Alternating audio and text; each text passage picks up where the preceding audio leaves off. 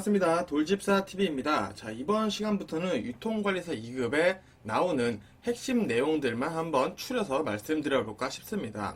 자, 여기서 나오는 내용들만 충분히 잘 숙지를 하셔도 합격하실 수 있다는 거 아시면서 한번 들어보셨으면 좋겠습니다.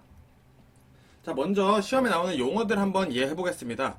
자, 이 용어에 대한 설명으로 시험 문제가 자주 나오고 있으니 다 집중해 주셨으면 좋겠습니다. 자, 먼저 1번. 리쇼링이란 말이 있어요. 자, 해외에 있는 자국의 기업에게 여러 가지 혜택을 제공해서 자국으로 다시 옮기려는 현상이다. 자, 해외에 있는 우리 회사가 있는데, 이 회사에게 다시 혜택을 제공을 해서 우리 회사로 다시 돌아와서, 우리나라로 다시 돌아와서 일을 하게 하려는 것이다. 라는 개념 잡아주시면 되겠고요. 자, 오프쇼링은 그럼 반대겠죠? 사업체를 인건비가 더 싼 나라에 있겠죠? 우리나라 기준으로 봤을 때는 뭐 중국이나 인도, 브라질 이런 것들이 있겠죠. 자, 이런 곳으로 사업체를 인건비가 더 싼 나라로 옮기는 작업을 오프쇼링이라고 한다. 보시면 되겠고요. 자, 지연 전략이라고 있습니다. 자, 제품을 어느 정도까지만 완성해 두는 거예요. 자, 다 완성시켜 두지 않고 한 90%만 완성해 놓는 겁니다. 자, 그리고 소비자의 정확한 요구, 취향 이런 것들을 조사를 해요. 그 다음에 그것을 반영해서 마지막을 완성을 하는 것이 지연 전략이다 라고 보시면 되겠고요. 자, 기민성 생산 방식, 기민성, 빠르다라는 거죠. 자, 빠른 피드백과 협력을 통해 효율적인 성과를 내려는 방식이 기민성 생산 방식이다. 자, 그럼 린 생산 방식은 뭐냐? 생산에 필요한 인력, 설비, 기술만 유지하면서 생산 비용은 줄이고 생산 효율을 극대화하는 생산 방식이다 라고 보시면 되겠습니다. 자, 그리고 추가로 알아두실 거, 시험에 온누리 상품권 유효기간 문제가 나와요. 자, 요거 뭐 시험에 3년, 4년 이런 식으로 나올 수도 있는데, 자, 온누리 상품권 유효기간 5년이다 라는 거 알아두시고요. 자, 이익 분배제 한번 볼까요? 자, 정해진 기준에 따라, 어느 정도 기준이 있네요. 이 기준에 따라서 임금 외에, 임금이 아닌 거죠. 임금 외의 이윤을 분배하는 것이 이익 분배제다. 보시면 되겠고요. 자, 종업원 지주제, 자, 요 대기업에서 많이들 하고 있죠. 자사 주식의 일부를 분배하는 거예요. 임직원들한테. 그래서 요거는 또 집단 성과금의 한 유형이다라고 볼 수도 있겠습니다. 자, 그리고 파레토의 법칙 지금 외울게요. 시험에 자주 나옵니다. 자, 80% 결과물은 상위 20%에게 생산된다라는 법칙이 파레토고요. 요거 반대로 볼게요. 롱테일의 법칙입니다. 자, IT와 기술 발전을 하다 보니까 상위 20%가 다수 80%로 이동을 하고 있다라는 게 이제 롱테일의 법칙이다. 요 파레토의 법칙 헷갈리시면 안 되고요. 자, 그리고 단수 가격 결정법 보겠습니다. 자, 경쟁보다는 마지노선이다. 네, 이 물건은 정말 더 이상 깎을 수는 없는 마지노선이에요. 라는 가격의 느낌을 주는 거예요. 예를 들어서 9,900원이다.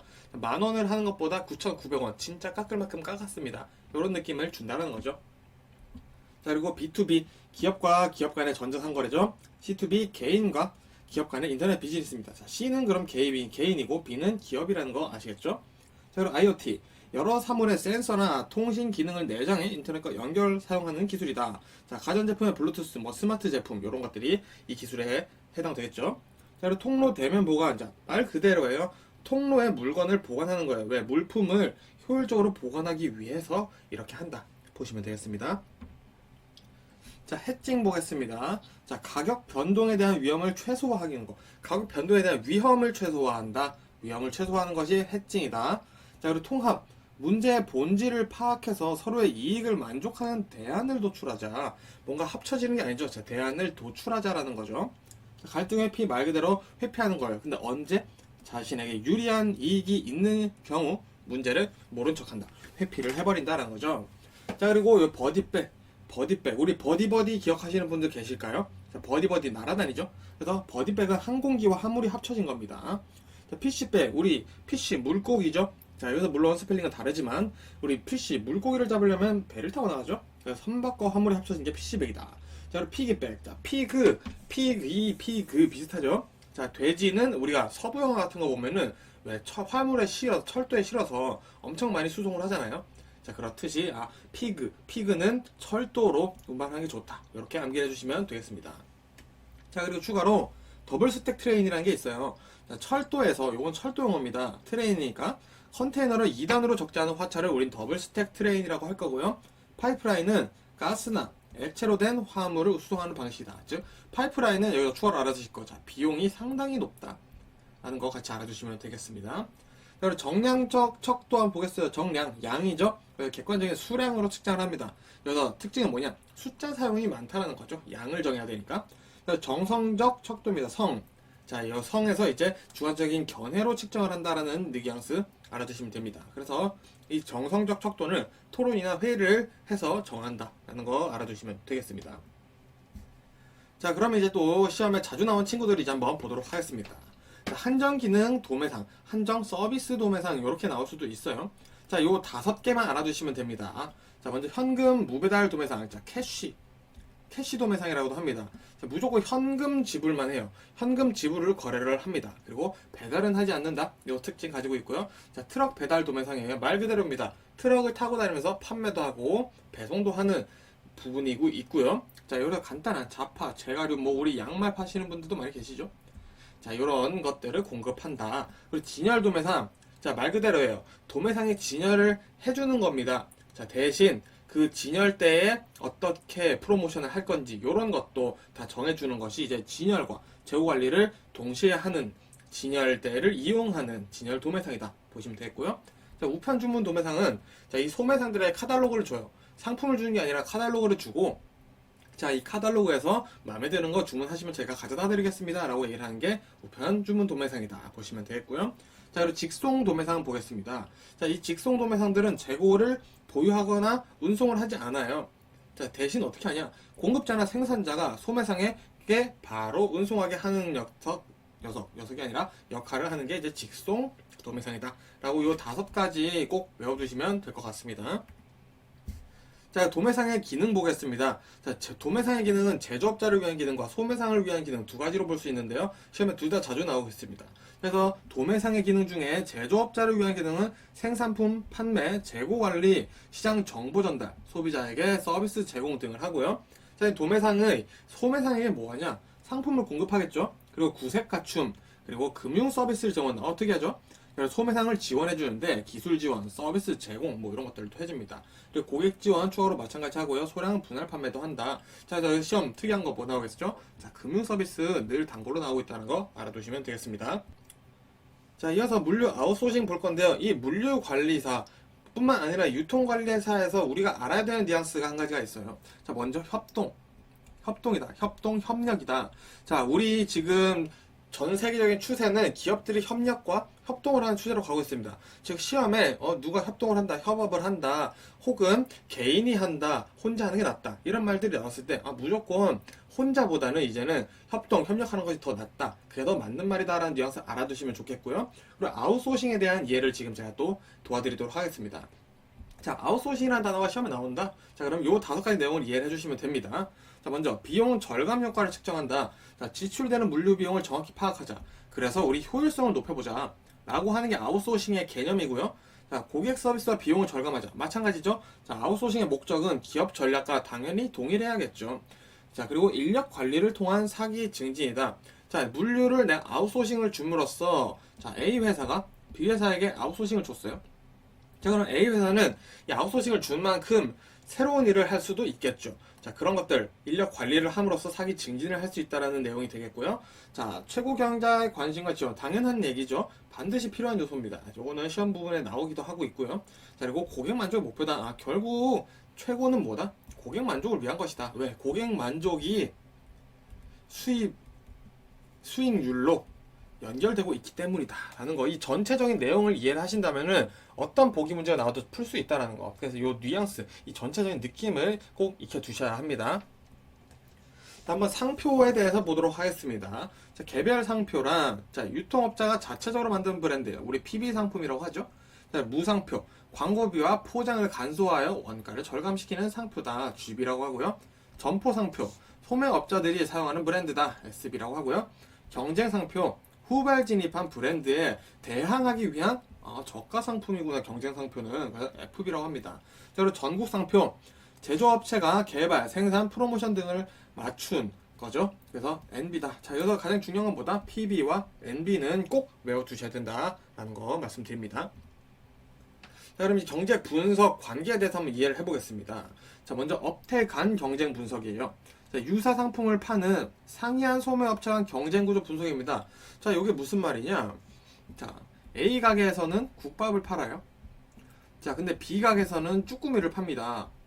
자, 근데 고객들이 나 국밥 먹을까? 쭈꾸미 먹을까? 이렇게 고민을 하는다라는 상황을 봤을 때 이거는 업태 간 경쟁 분석이다. 둘 다 먹는 거 파는 건 똑같은데 어쨌든 소매 업태 뭘 파는지는 다르죠. 이게 업태 간 경쟁 분석이고요. 자, 이번에는 업태 내 경쟁 분석입니다. 유사 상품을 파는 동일한 소매 업체 간 경쟁 구조다. 자, 요거는 A도 팔고 B도 국밥을 팔아요. 자, 둘 다 국밥집을 팔아요. 자, 유사 상품을 팔죠. 그리고 동일한 소매 업체 맞죠? 이럴 때는 이제 업태 내 경쟁 분석을 해봐야 된다 라고 보시면 되겠고요. 자, 잠재 경쟁 분석은 신규 소매 진출 예정, 신규 점포가 생길 것 같은 거죠. 자, 신규 소매 진출 예정 사업체나 업종을 파악하는 것이 잠재 경쟁을 우리 가게에 잠재 경쟁이 있을까? 이런 것들을 파악해 보는 거죠. 자, 그리고 경쟁 보완 관계 분석이 있어요. 자, 고객들이 있겠죠. 자, 이 고객들의 선호도나 얼마 버시는지 소득 그리고 이 특성들을 파악해서 분석을 하는 게 경쟁 보완 관계 분석이다 보시면 되겠고요.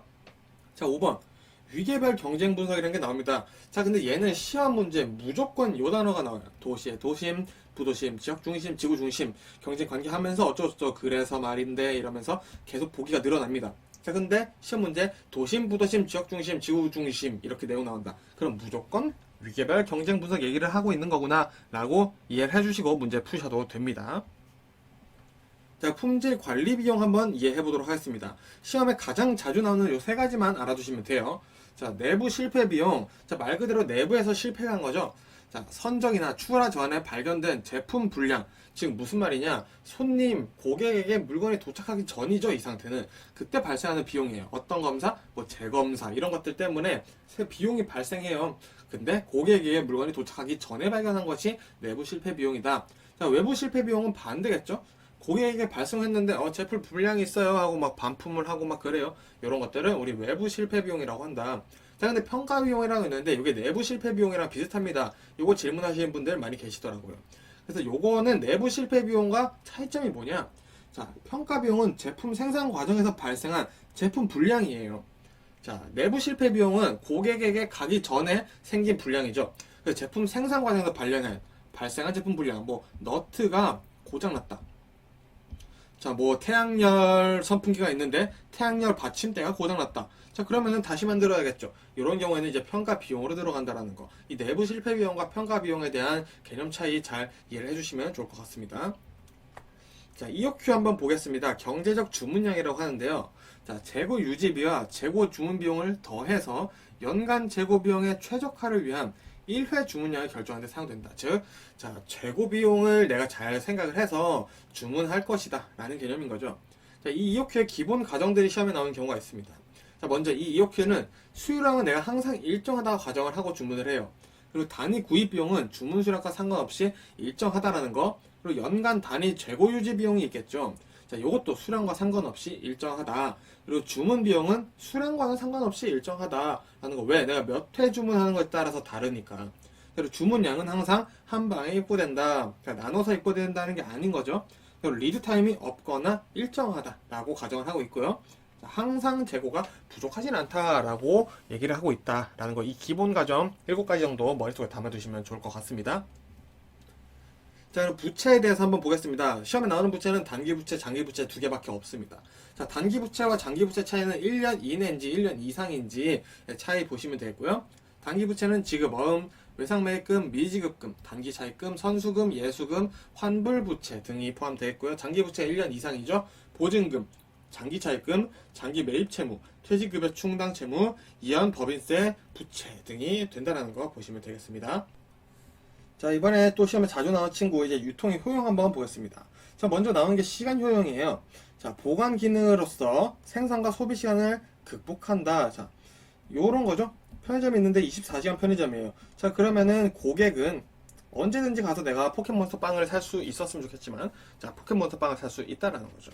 그럼 장소 효용은 뭐냐? 운송 기능으로 생산지와 소비지 장소 차를 극복한다. 자, 내가 여기 사는데 여기 편의점이랑은 2km 떨어져 있고요. 자, 여기 다른 편의점과는 500m밖에 안 돼요. 그럼 나는 이쪽으로 가겠죠. 자, 그러면 여기가 나한테는 장소 효용이 더 좋다라는 개념이 될 거고요. 자, 소유 효용, 생산자와 소비자 간의 소유권이 이동된다. 자, 요거는 간단히 보시면 돼요. 내 돈을 주고 물건을 사면은 법적으로 이건 제 거죠. 자, 그 얘기를 이제 소유 효용이다라고 보시면 되겠고요.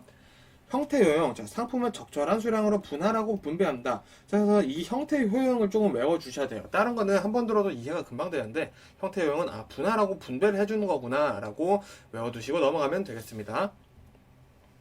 자, 정량 주문과 정기 주문 한번 이해해 볼게요. 자, 양과 기한이죠. 자, 그래서 정량 주문법 보시면은, 자, 먼저 우리가 주문 시기가 중요하지 않겠죠. 자, 양이 중요한 겁니다. 그래서 이 정량 주문법을 사용하는 경우는 표준 부품을 주문하는 경우, 품목이 많은 경우, 그리고 고정되어 있는 주문량, 그리고 일정하지 않는 주문 시기거나 저가 물품 등은 우리 정량주문법을 사용한다. 자, 그리고 이 정량주문법은 경제적 주문량 EOQ로 계산해서 발주량을 정한다. 왜 EOQ는 아까 몇 회라고 그 회가 중요하다 그랬죠. 그래서 이 정량주문법은 EOQ를 사용하는 거고요. 정기주문법은 말 그대로 기간을 정해놓고 사는 겁니다. 일, 주, 월, 길게는 연, 분기 이렇게 될 수도 있겠죠.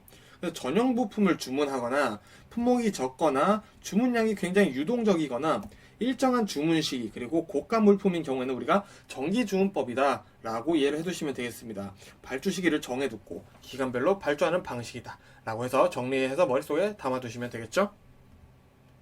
자, 이번에는 양적 척도와 질적 척도 비교해서 한번 외워보겠습니다. 자, 먼저 양적 척도에는 등간 척도와 비율 척도라는 게 있어요. 자, 등간 척도 우리 등고선 할 때 이해하시죠? 자, 우리 산의 높이를 이렇게 등고선으로 표현을 하고 있습니다. 지도에. 자, 이 등간 척도도 비슷합니다. 측정 대상을 서열화하고 순서를 정한다는 거죠. 순위를 정한다는 겁니다. 그래서 간격을 동일하게 나눠 봅니다. 그래서 온도계나 시험 점수 이런 것들이 이제 우리 등간 척도에 포함된다고 보시면 되고요. 비율 척도는 숫자 0으로 시작을 하는 겁니다. 자, 0을 기준으로 해가지고 한번 수학적으로 한번 우리가 재보자 라고 얘기를 하는 거죠. 그래서 우리 몸무게나 키 이런 것들은 비율 척도에 들어간다 라는 거 차이 좀 잘 이해해서 봐주셔야 되고요. 자, 그러면 이제 질적 척도가 있습니다. 명목 척도와 서열 척도가 있는데요.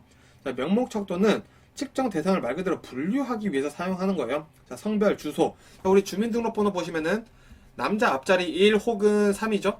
여성분들은 주민등록번호 뒷자리에 앞자리 1 혹은 4입니다. 자, 이게 그냥 분류를 하기 위해서 사용한 것이다. 단순하게. 그래서 명목 척도다 보시면 되겠고요. 자, 서열 척도. 측정 대상을 분류나 속성에 따라 서열을 매기는 것. 자, 우리 직업 다 다르겠죠? 그래서 직업도 결국 서열 척도다. 그리고 우리가 달리기 시합을 했을 때 1등, 2등, 3등, 4등, 5등까지 뭐 있겠죠? 자, 그런 경우 순위를 측정하기 위해서는 우리 서열 척도를 사용한다. 라는 거 알아두시면 되겠습니다. 자, 그 추가로 척도에 대한 이해를 한번 해보겠습니다. 자, 의미 차별화 척도라는 게 있어요. 자, 서로 상반되는 형용사적 표현을 양쪽 끝에 표시하고 적절한 위치에 답하게 하여 응답자의 반응을 알아내려는 척도다. 자, 이런 거죠. 자, 오늘 날씨가 덥나요? 자, 그래서 더움, 추움. 자, 이렇게 해놓고 이제 요 사이에 어느 쪽에 해당을 하는지 응답자의 반응을 보겠다는 게 의미 차별화 척도다 보시면 되겠고요. 리커트 척도 보겠습니다. 자, 특정 대상에 대한 개인의 태도, 즉 생각이나 지각, 감정 등을 측정하는 데 사용되는 척도의 한 유형이다 보시면 되겠습니다. 예를 들어 볼까요? 자, 체벌에 대해서 어떻게 생각하십니까? 자, 찬성이 있겠죠? 반대가 있을 수도 있고요. 중립 등 이런 입장을 우리가 알아낼 때는 우리 리커트 척도를 사용한다 라고 이해를 해주시면 될 것 같습니다.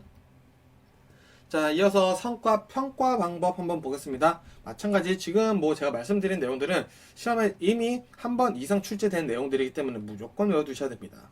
자, 1번 단순 서열법. 자, 서열 아까 뭐라 그랬죠? 자, 우리 분류 그리고 순위를 정하는 거라고 그랬죠. 그래서 평가 직무의 기술서의 내용으로 직위에 서열을 두는 거다. 그렇구나. 누가 더 잘했는지 단순하게 서열을 하는 거죠. 쌍대 비교법. 비교를 해야 되는 게 두 개가 있어야겠죠. 자, 두 개씩 묶어서 비교를 해가지고 전체 비교가를 통해 직무 가치를 평가를 하는 겁니다. 자, A, B, C, D가 있을 때 일단 A, B 비교하고 C, D 비교하고 그 다음에 또 여기서 A랑 D가 됐으면 또 A, D 비교하고 이렇게 해서 결국 보니까 야, A가 지금 직무 가치가 제일 좋아. 이렇게 비교를 해보는 게 쌍대 비교법이다 보시면 되겠고요. 자, 행위 기준 고가법 볼까요? 자, 피평가자들의 행위를 평가의 기준으로 삼는 법이다. 자, 평가를 받는 사람들, 평가를 받지 않는 사람들이 있겠죠. 그래서 이 사람들의 행위를 이제 평가의 기준으로 잡아보자. 걔는 맨날 하루 아침에 시작하기 전에 사과를 먹어. 자, 얘는 맨날 배를 먹어. 그럼 뭐가 더 좋을까? 아, 사과를 먹는 게 좋다라는 걸로 우리가 기준을 잡아보자. 그걸로 평가를 한번 해보자. 이렇게 얘기를 한다라는 게 행위기준 고가법이다. 보시면 되겠고요. 자, 행동 관찰 척도법은 말 그대로겠죠. 이번엔 행동을 그냥 관찰하는 겁니다.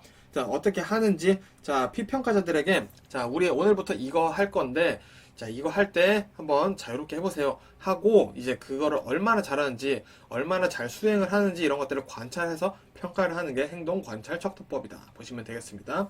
그리고 강제 배분법이 있어요.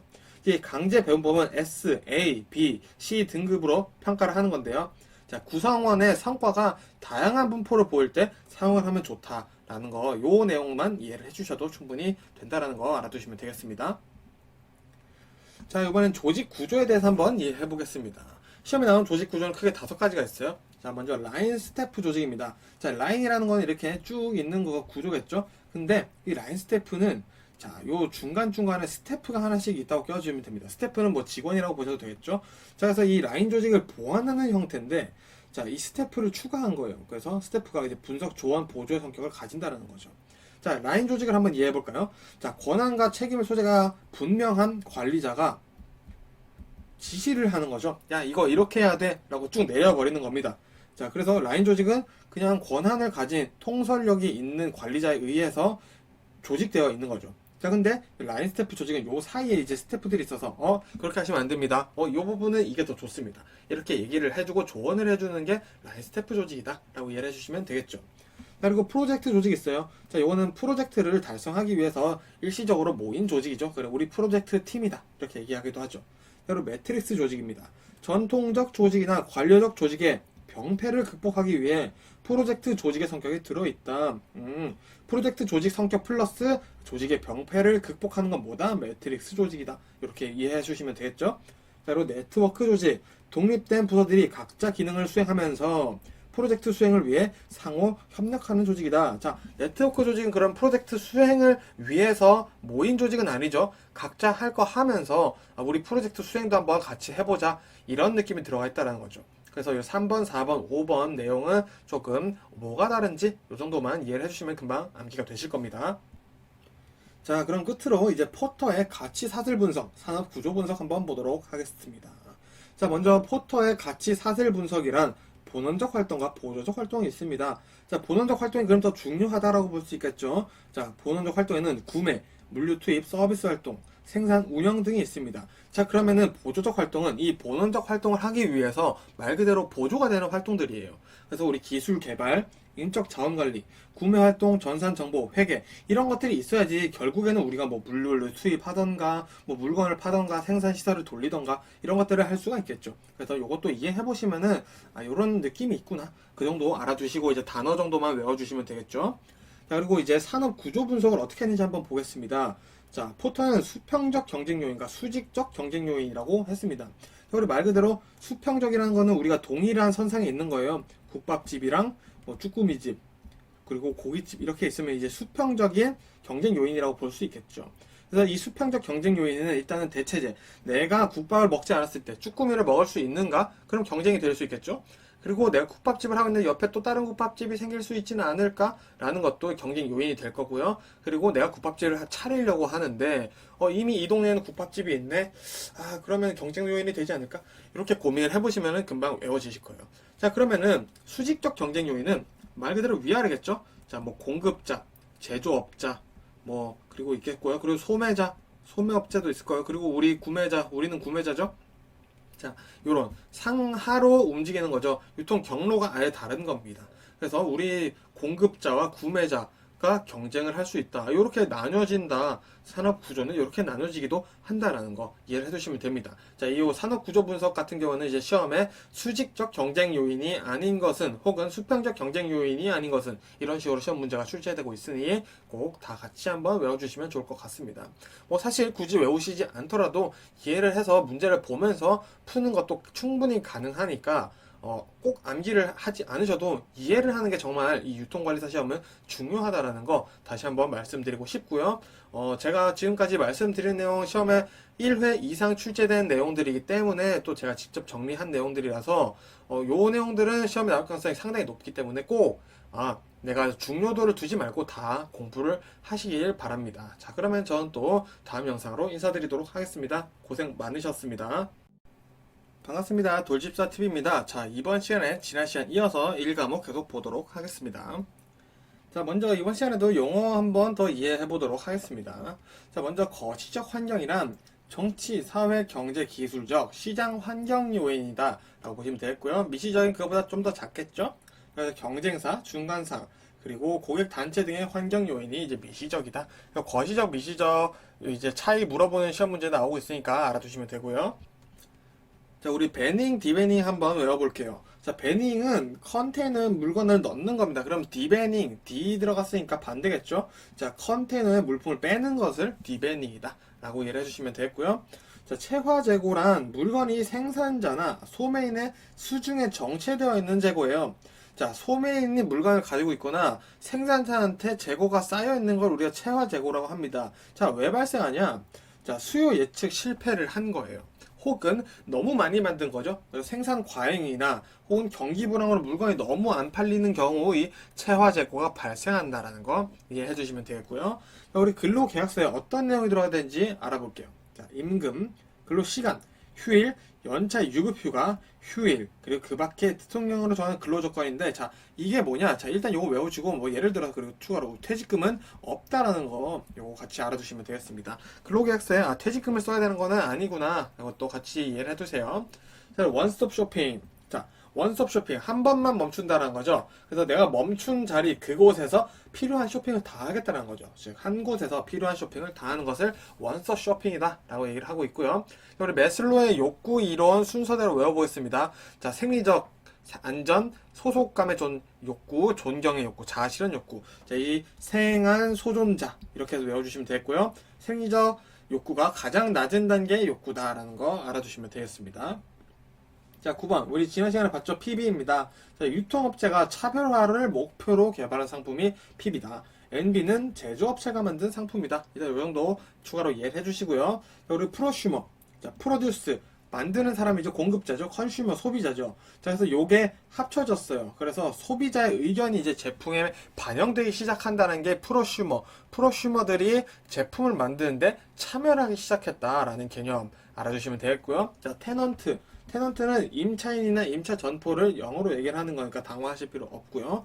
자, 테넌트 믹스. 자, 테넌트, 아까 임차인은 임차 전포라고 말씀드렸죠. 그래서 이 테넌트 믹스라는 거는 테넌트끼리 경쟁하지 말고, 자, 우리 진짜 경합상대인 쇼핑센터 이런 데 우리가 경쟁력을 강화해서 싸우자, 이렇게 얘기를 하는 게 테넌트 믹스입니다. 즉, 야, 우리끼리 싸우지 말고 옆에 있는 백화점이랑 싸우자니까, 이렇게 얘기를 하는 게 테넌트 믹스다 라고 알아두시면 되겠고요. 자, 그리고 각지, 획지 말씀드릴 건데요. 자, 각지는 2개 이상의 도로가 교차하는 획지예요. 자, 그렇다면은, 자, 이면각지. 자, 2개 이상, 2개의 도로가 교차했다? 그러면 면이 2개니까 이면각지.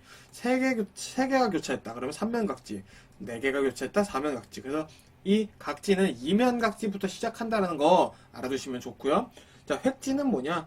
자, 건축용으로 구획 정리를 하는 한 땅이에요. 그래서 이 각지가 결국에는 획지죠. 근데 이 획지에 2개 이상의 도로가 교차한다. 자, 그러면은 이면 각지가 되는 것이다. 라고 알아두시면 되겠습니다. 자, 그리고 티센 다각형이라는 단어 지금 외워둘게요. 자, 근접구역법을 사용해서 소비자들이 가까운 쇼핑센터를 이용할 선택한다.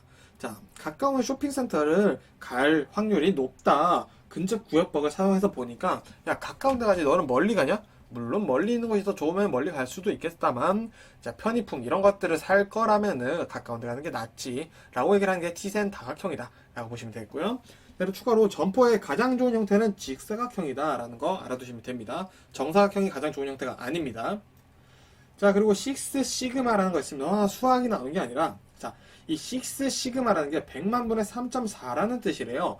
그래서 야, 우리 고객 만족과 품질 혁신을 잘 해가지고 결합률을 6 시그마 100만 분의 3.4로 낮추자라는 의미를 가지고 있는 게 이 유통관리사에서는 6 시그마다 라고 알아두시면 좋을 것 같고요. 자, 리엔지니어링. 자, 기업의 구조나 경영 방식 등을 개선하는 거예요. 다시 개선하는 거죠. 그래서 우리 구조와 경영 방식을 개선해서 경쟁력을 갖추자라고 얘기를 하는 게 리엔지니어링이다. 보시면 되겠고요. 자, 식품. 우리가 당연히 식품은 아니지만 시험에 이렇게 나옵니다. 인간이 섭취할 수 있는 가능성이 있는 제품. 자, 근데 약품은 제외한다라는 거 알아주시면 좋고요. 집단 급식소. 다수의 대중이 음식을 섭취하는 장소다. 자, 대신 영리 목적이 아니라는 거. 요걸 알아두셔야 되고요. 자, 식품 이력 추적 관리. 자, 제조, 가공, 판매 단계에서 문제가 생겼을 때 그 식품을 추적하여 조치하는 과정이 식품 이력 추적 관리다. 즉, 이 식품이 어디서 왔어를 맞는데 문제가 생겼을 때 조치를 하기 위해서 알아내겠다라는 거죠. 야, 이 김치 진짜 맛있네. 그 국내산이야? 이거는 식품 이력 추적 관리가 아니라는 겁니다. 자, 그리고 기구, 식품에 닿는 물건, 식품 채취 물건, 위생용품 등이 다 해당된다라고 보시면 되겠고요. 자, 이번에 유통 경로 변화 한번 순서 외워보겠습니다. 자, 싱글 채널, 듀얼 채널, 멀티 채널, 크로스 채널, 옴니 채널. 자, 싱글 채널 1개죠. 듀얼 채널은 2개죠. 멀티 채널은 2개 이상이죠. 자, 그리고 나서부터 이제 크로스 채널, 옴니 채널로 변화해 간다. 이렇게 해서 이해해 주시면 되겠고요. 자, 대규모 점포. 일단은 뭐 내용은 길지만 매장 면적의 오타있네요. 면적의 합계가 3000m 제곱 이상인 곳이다. 라고 알아두시면 되겠습니다. 자, 그럼 이제 또 시험에 나오는 내용들 한번 보도록 하겠습니다. 자, 서브퀄 한번 이해해 보겠습니다. 자, 서브퀄이란 거는 서비스 플러스 퀄리티가 합쳐진 거예요. 그래서 서비스 퀄리티에 대해서 얘기를 해보자 하는 건데, 이 서브퀄에는 유형이 5가지가 있습니다. 시험 문제 어떻게 나올까요? 자, 이 중에 서브퀄에 해당하는 유형이 아닌 것은 이렇게 해서 하나 들어오기 딱 좋겠죠. 자, 먼저 유형 보면 유형성. 설비나 장비 등 물리적으로 구성된 외양을 유형성이라 보고요. 신뢰성. 자, 신뢰를 바탕으로 업무가 수행돼야지 서비스 퀄리티가 높겠죠. 응답성. 고객의 부름에 준비된 서비스를 제공한다. 확신성. 고객에게 직원들의 능력이나 예절을 전달하는 거. 우리가 전문가. 이 직원들은 정말 전문가입니다. 이런 것들을 고객에게 느낄 수 있게 해줘야 된다는 거죠. 그리고 공감성. 고객 개개인에게 보내는 직원들의 배려와 관심. 고객님 많이 불편하셨겠어요. 어떡해요. 저희가 도와드리겠습니다. 이렇게 얘기를 하는 것들이 이제 고객에게 공감을 하는 거다라는 거 5가지 이해하시면서 외워보시면 되겠습니다. 자, 손익계산서 시험 문제 간간히 나오고 있습니다. 이 손익계산서에 뭐가 들어가야 되는지 보도록 하겠습니다. 자, 먼저 매출원가, 매출액, 매출총이익. 자, 이렇게 해서 매출 친구들이 있죠. 매출 관련 3인방이 있고요. 그리고 영업이익, 영업외수익, 영업비용. 자, 영업 친구들이 있습니다. 자, 그리고 당기순이익, 판매비, 관리비, 법인세 비용, 차감전 순이익. 자, 그리고 법인세 친구가 있어요. 자, 근데 요게 자, 매출 관련, 영업 관련, 법인세 관련 이렇게 해서만 외우시면 안 됩니다. 이 매출 원가가 뭐 매출액도 있고 매출 총이익도 있기 때문에 이 단어들이 막 바뀔 수도 있어요. 매출 순이익 막 뭐 이런 식으로 바뀌어서 나올 수 있기 때문에 구체적으로 잘 외워주셔야지 또 실수하지 않는다는 거. 열심히 공부했는데 헷갈려서 틀리면은 억울한 거 뭐 다들 잘 알고 계시리라 믿습니다. 그래서 요거는 좀 구체적으로 잘 외워주시고요. 자, 해리슨의 조직 문화 유형 한번 보겠습니다. 총 4가지가 있어요. 먼저 거친 남성 문화. 자, 거쳐요. 그러니까 위험 요소가 많고요. 대신 피드백이 빨라요. 성격이 급하죠, 남자들이. 성패의 차이가 대신 큽니다. 그리고 그 성패가 분명하게 나타나요. 자, 이 거친 남성 문화에는 강력한 리더의 경험과 행동이 반영되고 있습니다. 그럼 열심히 일하고 노는 문화는 어떨까요? 자, 대신 위험 요소는 낮아요. 대신 피드백도 빠릅니다. 좋네요. 거친 남성 문화보다. 자, 그리고 근면하고 모험보다는 안정적인 일상적 업무를 주로 하는 문화가 열심히 일하고 놀 땐 논다. 할 땐 팍, 쉴 땐 푹이죠. 자, 사운을 거는 문화. 자, 벌써 위험해 보입니다. 자, 위험 요소가 많고 피드백이 느려요.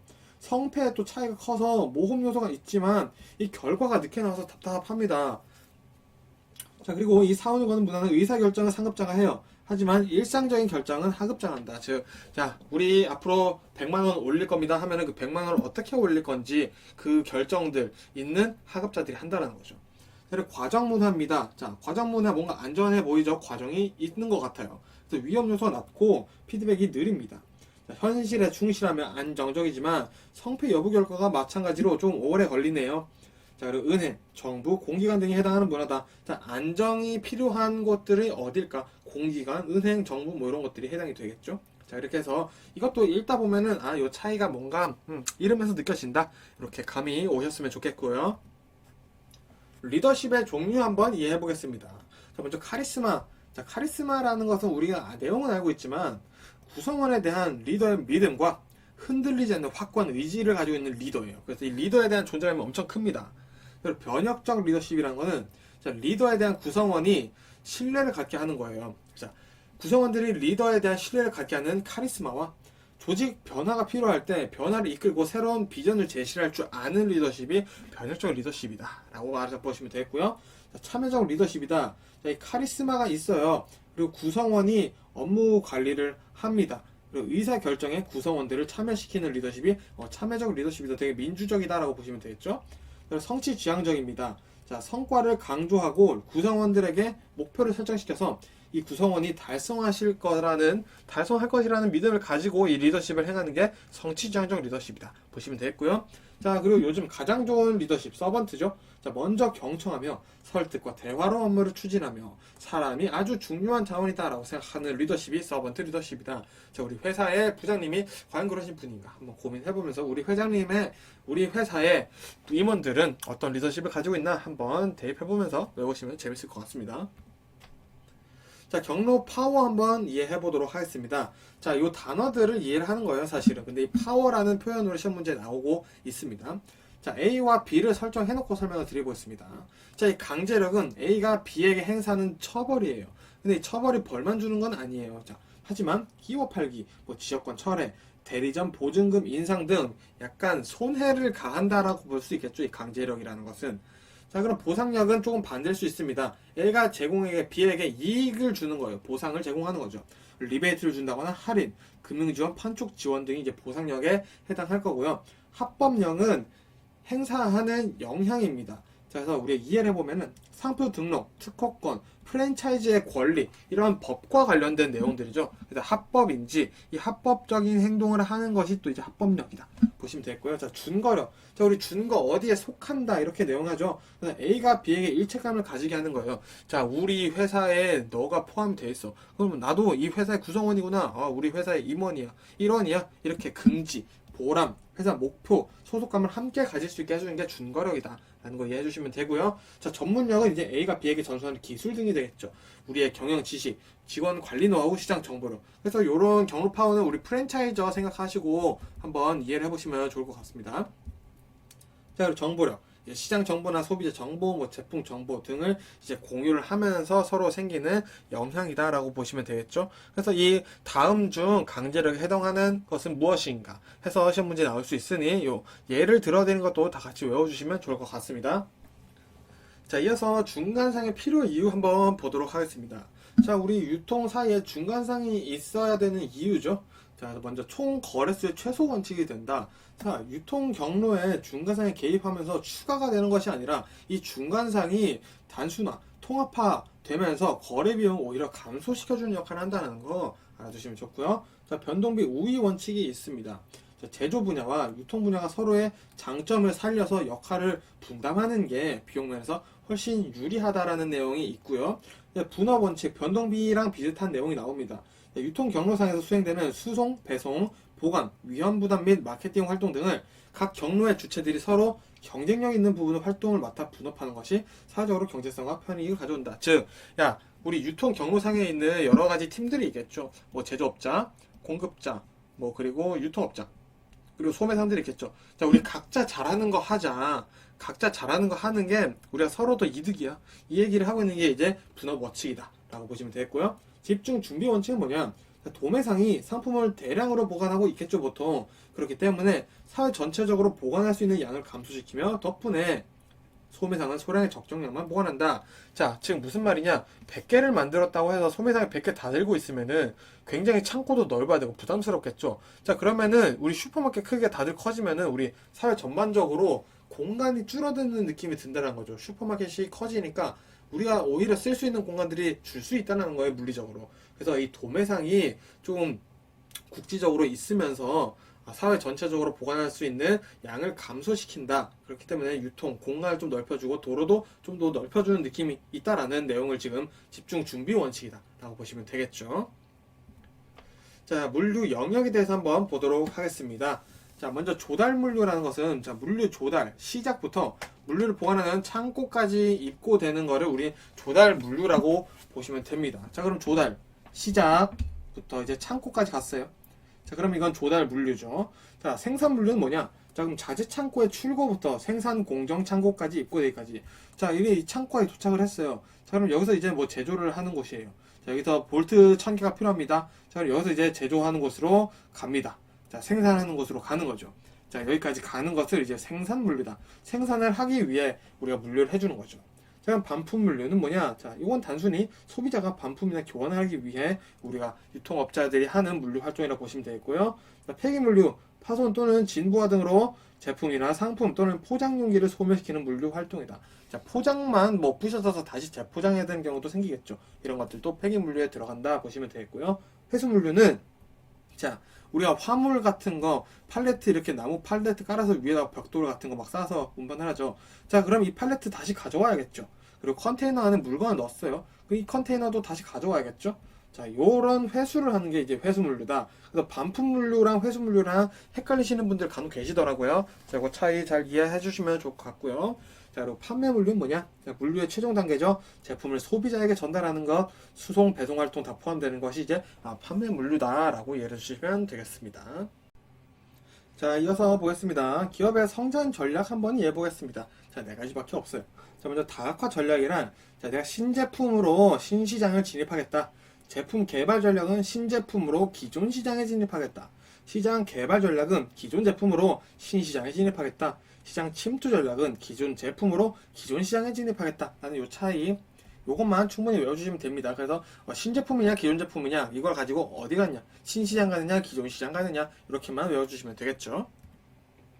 자, 이번엔 기업의 경영 전략 한번 이해해 볼게요. 세 가지가 있습니다. 자, 먼저 합작 투자가 있습니다. 자, 2개 이상의 기업이 어느 기업에 공동으로 참여하여 함께 경영, 운영을 해서 이익을 효율화를 하겠다는 거죠. 자, 이거 그냥 뭐 읽어보셔서 외우시면 되고요. 자, 우리 중요한 거 후방통합, 전방통합입니다. 자, 먼저 전방통합 먼저 볼게요.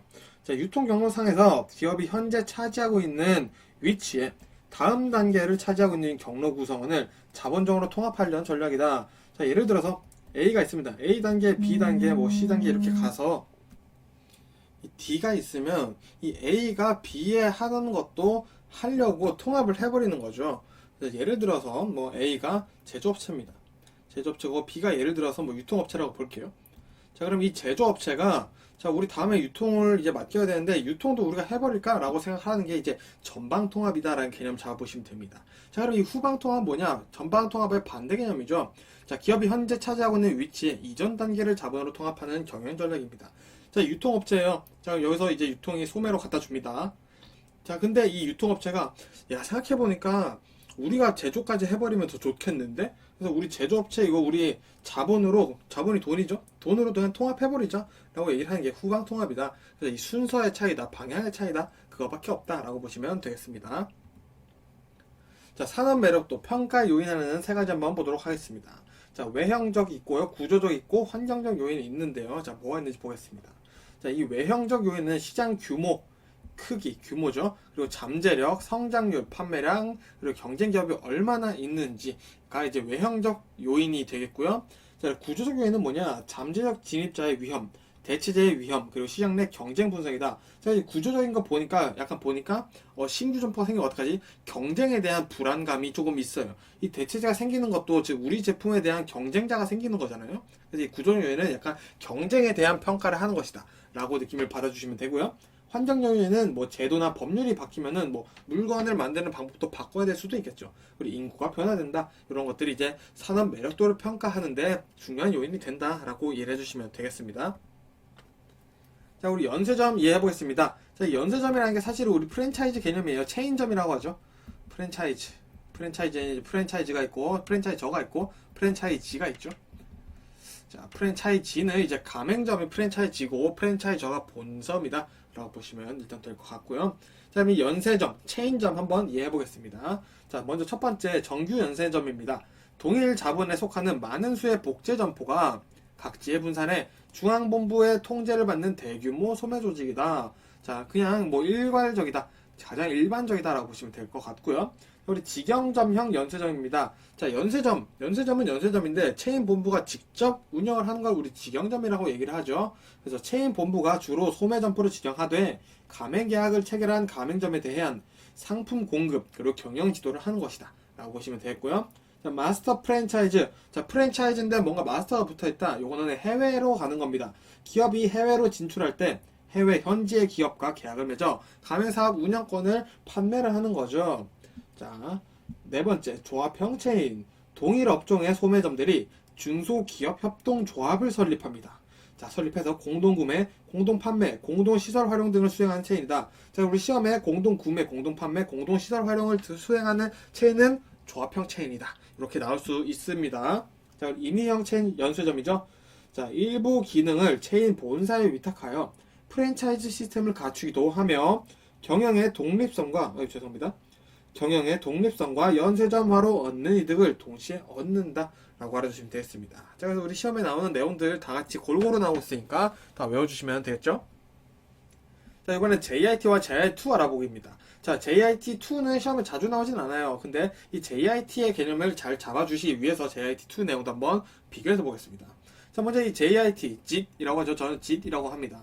자, 이 JIT은 Just in Time이에요. 자, 딱 맞는 시간에 적기 공급 생산 시스템이다 라고 보시면 되겠습니다.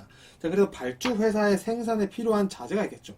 이 자재를 적기에 공급받아서 재고 유지 비용을 최소화하여 원가를 절감하겠다라는 겁니다. 자, 무슨 말이냐? 필요한 상품이 있어요. 필요한 자재가 있어요. 근데 내가 나 10개만 필요한데 한번 주문할 때 100개 주문해야 되나? 근데 야, 우리 10개 필요한 거 10개만 주면 안 될까? 라고 해서 10개를 주문해가지고 딱 받아서 10개 딱 다 쓰니까 자재에 대한 재고 부담, 재고 유지 비용에 대한 부담이 없죠. 그래서 이렇게 하는 거를 우리가 just in time, JIT다 라고 보시면 되겠습니다. 그래서 필요 상품이 적시에 도착하므로 제로 재고, 재고가 없거나 극소량의 재고를 유지할 수 있겠죠. 그렇다 보면 이제 관리 비용, 재고 유지 비용을 줄일 수 있는 시스템이다. 대신 공급 업체에선 재고 유지 비용이 발생하겠죠. 자, 요 이해 같이 해주시면 되겠습니다. 그럼 JIT2는 뭐냐? 자, 발주 회사와 공급업체를 하나의 기업으로 보는 겁니다. 자, 그래서 중복 업무나 비능률적인 요소들을 제거하고 원가 절감 효율을 높이는 경영 기법이다. 자, 우리 JIT1, JIT에서는 자, 내가 필요한 자재만 받아야지. 그러면 여기서 공급업체와 발주 회사가 서로 다른 회사라는 말이죠. 근데 JIT2에서는 자, 이게 두 개를 그냥 우리 서로 한 팀이다 생각을 하고 우리 같이 일을 하자. 근데 우리 회사에서도 만일에 사과를 닦아요. 근데 이 공급업체에서도 사과를 닦아요. 그러면 둘 중 한 명만 닦으면 되죠. 자, 그래서 이런 중복 업무들, 비능률적인 요소를 줄여서 우리가 효율을 얻자라고 하는 이 JIT와 JIT2의 차이가 있다라는 거 이해를 해보시면 좋을 것 같습니다. 자, SKU 한번 이해해 보겠습니다. 자, SKU라는 것은 최소 유지 상품 단위입니다. 자, 매장에서 판매하는 상품의 최소 단위이죠. 자, 그래서 잘 안 팔리거나 신선도가 중요한 야채, 신선한 상품들이겠죠. 그래서 이런 것들이 신속하게 교체 가능하다라는 장점이 있습니다. 그래서 이 SKU, 최소 유지 상품 단위를 왜 하냐? 결국에는 고객의 욕구, 만족을 이끌어내려는 것이 핵심이겠죠. 그래서 이 SKU라는 건 결국에는 IT를 이용한다라는 거. IT가 발달하면 당연히 SKU 관리가 더 쉽겠죠. 이 내용도 같이 이해해 주시면 되겠습니다. 자, 그리고 스파 브랜드 한번 이해해 보겠습니다. 우리 스파 브랜드라고 많이들 얘기를 하는데 정확히 한번 개념 잡아볼게요. 자, 미국의 청바지 회사 갭이 처음으로 시작했어요. 만일 시험 문제에 갭 나왔다? 그럼 바로 스파 브랜드다. 고민하실 필요도 없고요. 자, 어쨌든 이 갭이 처음으로 시작했습니다. 자사의 기획 브랜드 상품을 직접 제조하고 유통까지 하는 전문 소매점이 스파다라고 이해를 하시면 됩니다. 그래서 이 전문 소매점이 정책 결정의 주체가 되겠죠. 그래서 대량 생산 방식을 통해 효율성을 추구하고 제조 원가를 낮추고, 왜? 대량 생산 방식 하니까 제조 원가를 낮출 수가 있겠죠. 유통 단계를 축소시켜요. 왜? 유통까지 직접 하죠. 그리고 저렴한 가격에 빠른 상품 회전을 하는 것을 특징으로 하는 것이 바로 스파 브랜드다. 그래서 정리해 볼게요. 제조 원가를 낮추고 빠른 상품 회전율을 특징으로 하고 기존 자사의 제품을 이용한 사람들의 인정을 받은 상품들을 다루고 있기 때문에 상품에 대한 고객들의 만족이 굉장히 높은 편입니다. 자, 하지만 그를 위해선 상품을 만들 때 이게 인기가 얼마나 있었지? 이런 예상들이 아주 정확해야 된다라는 특징도 가지고 있다는 거 같이 이해해 보시면 좋을 것 같습니다.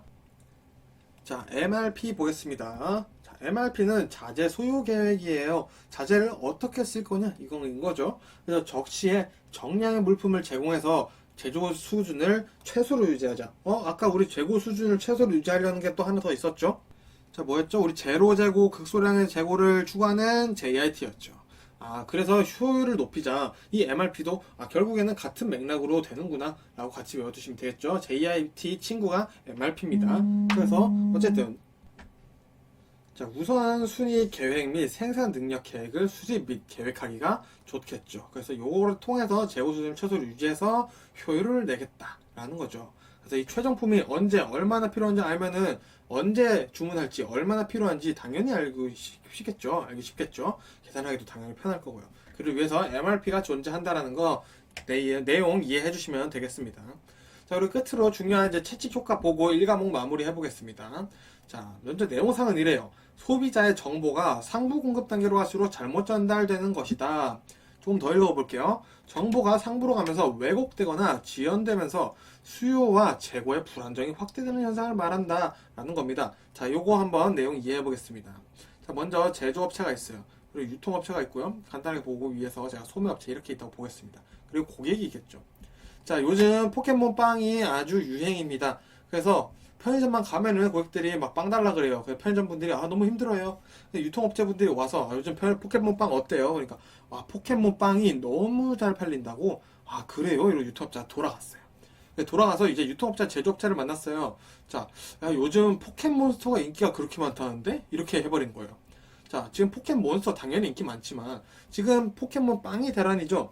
자, 근데 포켓몬스터를 이해를 해버리고 제조업체에 그렇게 얘기를 해버린 거예요. 제조업체에서 그래서 포켓몬스터가 그렇게 인기라고? 야, 그럼 우리 지금 일본 주식을 사야 되는 거 아니야? 이런 식으로 가버리는 거죠. 야, 우리 일본 쪽으로 뭔가 진출해야겠는데? 이런 식으로 지금 정보가 포켓몬 빵에서 이렇게 엄청 와전되고 있어요. 중간에 사공이 많다 보니까 배가 산으로 가는 거죠.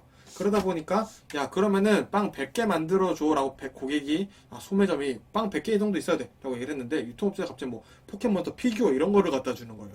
이게 더 잘 팔릴 거야 이러면서. 그러다 보니까 뭐 재고나 이런 수요 불안정이 생겨버리는 거죠.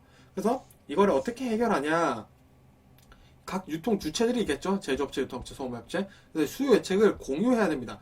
이 정보를 잘 공유해야 돼요. 확실하게 공유를 해야 된다라는 겁니다.